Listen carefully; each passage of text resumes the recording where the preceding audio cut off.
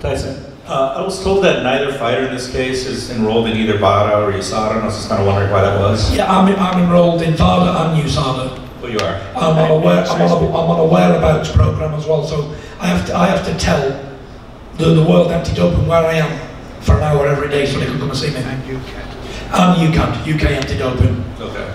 And one other one. You know, when you started out today, out on the stage, and coming out with your one-liners and stuff, it seemed like it was pretty playful. Obviously, by the end, when there was all that commotion on the stage, it looked like you kind of crossed into somewhere that was kind of real. Yeah. I'm just kind of wondering, where's that line between you guys just kind of entertaining the crowd and you guys actually trying to like hurt each other? This is a fight. It's a fight game. Sometimes things get heated. We're fighters. We're proud men. And he can't come into my space, and I'm sure I can't come into his space without getting pushed or punched in the face. And it is what it is. Tensions are high. We don't mean to offend anybody, and if we have, I'll apologise for me, and I'll apologise for Deontay Wilder, but this is boxing.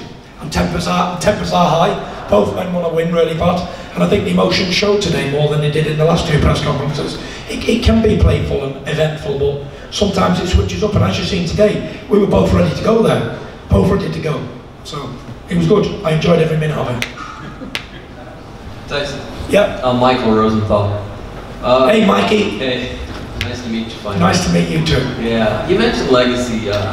How often do you think about your place in history, and what will it take for you to be spoken in the same sentence with the best heavyweights, of the last half century or whatever? One step is beating Deontay Wilder on the first, and then we'll see where it goes. Legacies and all this thing.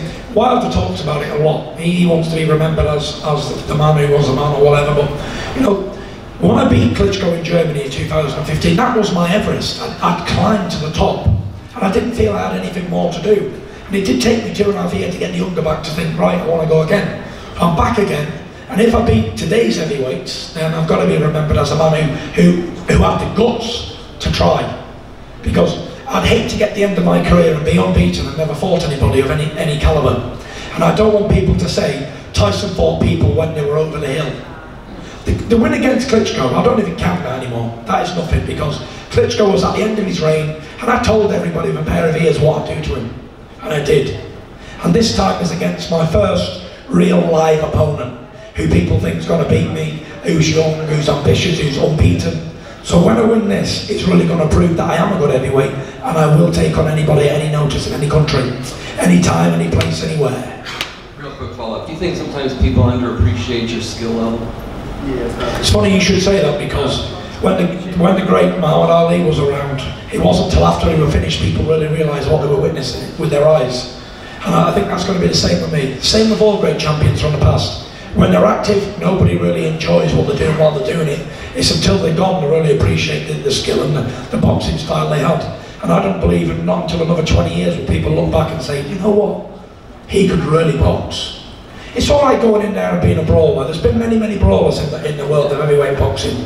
You look down the line and there's been many, many, many punchers, many people, aggression people, but there hasn't been many 6'9" counter-punch boxers like me. I don't know one. If there's any boxing historians here today that can make me a liar, please stand up and tell me if there's ever been somebody like Tyson Fury, even close to Tyson Fury in the heavyweight division, ever. You said that you did that informal poll and you noticed that you don't think Deontay is very popular in the US, but what do you attribute that to? I don't know. I attribute it to there's so many sports here in the United States that there's so much choice to choose from.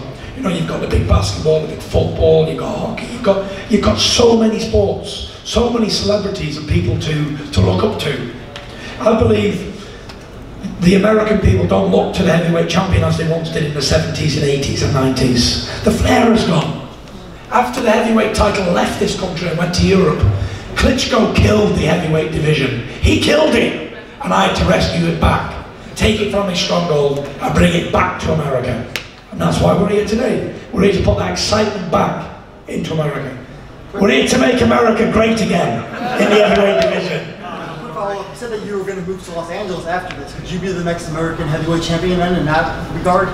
I've been planning to move to Los Angeles since 2015. So who knows? Who knows what the future holds? Thank you. Thank you have you. anything to say to the American travelers that's coming here in this country to see you? Yeah, I just want to say I thank you everybody who's coming to support me. You know, I know there's going to be a sellout crowd. I know there's going to be a lot of people tuning in around the world to watch. And I just want to say, without the fans, us sports stars, we ain't nobody. Who are we without fans? People, I know a lot of sports people, a lot of celebrities and whoever, they have no time for their own fans. They're protected by security. They don't want anything to do with their own fans. You see me, I'm in amongst the fans. My security are pulling me this way, that way. I say, no, let me among my own fans. Because without them, I am nothing. Nothing. Thank you, Tyson. Thanks, Tyson. Thanks, guys. Any more? You gonna get ready? Oh, 2 more television cameras coming in, Jim? Are you glad? All right. That's it for print.